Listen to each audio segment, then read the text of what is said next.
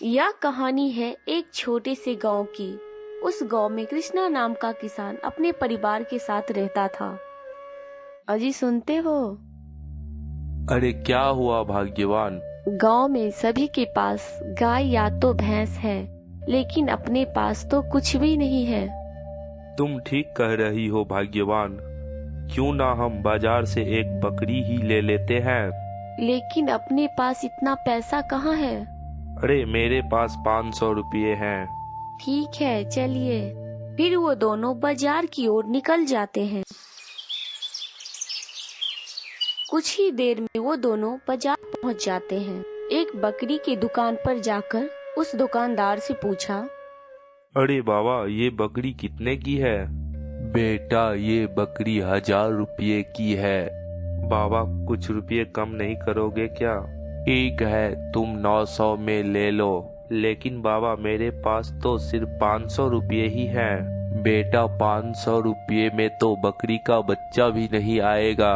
कृष्णा और उसकी पत्नी बाजार से उदास होकर चले जाते हैं।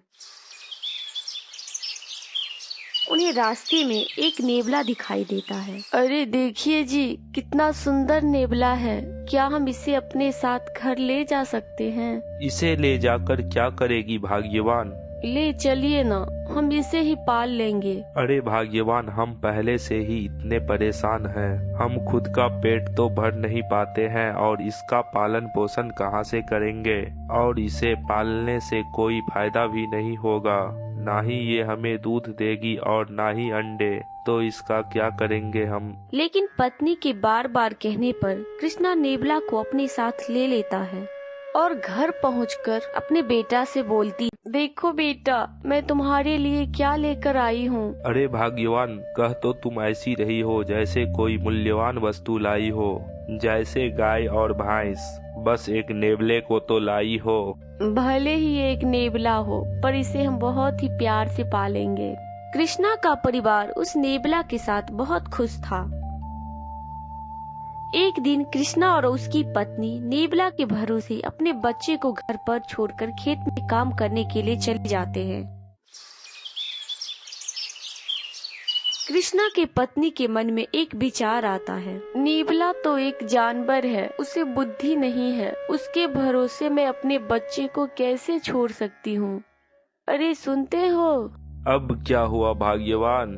जल्दी से मेरे पास आओ, मुझे कुछ कहना है आपसे। क्या हुआ? मुझे काम से क्यों बुलाया?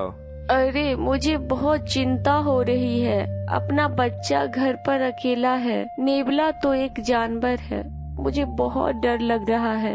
ठीक है, तो चलते हैं घर पे। फिर दोनों घर के लिए निकल जाते हैं और थोड़ी ही देर में घर पहुंच जाते हैं। अजी देखिए, इसके मुंह पर तो खून लगा है। कहीं मेरे बच्चे को तो नहीं मार दिया? तो रुक।